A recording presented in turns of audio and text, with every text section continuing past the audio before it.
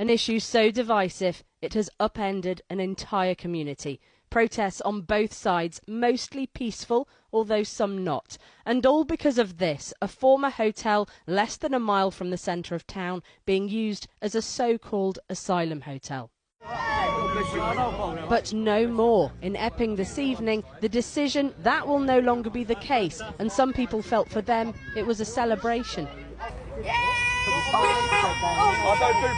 The flashpoint for unease. Last month, the alleged sexual assault of a 14-year-old girl in which an asylum seeker from Ethiopia was charged. He's currently awaiting trial after denying the charges. And the catalyst for protests, not just in Epping, but in places across the country, including in Norwich and London. There have been reports in Essex of asylum seekers chased down the road, and security measures have been put in place for protection of staff and those staying here. The Bell Hotel in Epping, well, it's no longer a hotel anymore, and the sign outside is the only clue of what it used to be. But the government has previously said that it will not stop its use as a so-called asylum hotel. Next door, some neighbours said the whole saga had disrupted their lives. And so the local council went for the back door to seek just that, saying the hotel had breached planning rules by becoming a site for migrant accommodation instead of being used as an actual hotel, without the owner seeking planning permission for that change of use.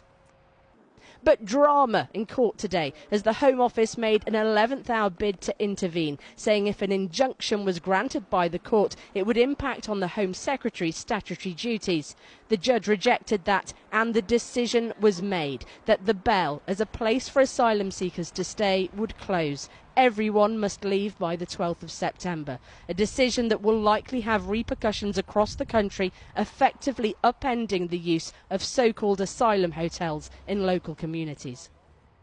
The use of the Bell Hotel was always considered by ourselves not to be a suitable location, and we warned the government of that, we warned the last government of that, and we were found to be correct. So yes, of course, we only ask that Epping Forest is treated fairly and decently. In Epping, there are what the council describe as unauthorised flags lining the high street, and division, deep division. We all want them gone. We don't want them around here. I don't really think that's fair. I don't think that's fair. I think they should let them in. I think they're allowed to be there.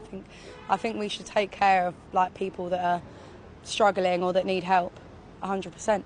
What do you think of the decision today then? I don't agree with it. I think it would be lovely not to have the demonstrations anymore, but I quite understand it. But yeah, it's been a bit crazy. The Home Office said it would carefully consider the decision and would not be commenting any further for now.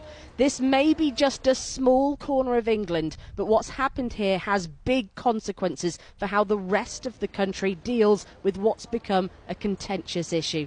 Ultimately, today's decision could impact the futures of those seeking protection here, but the Bell, for now, will no longer be part of that journey.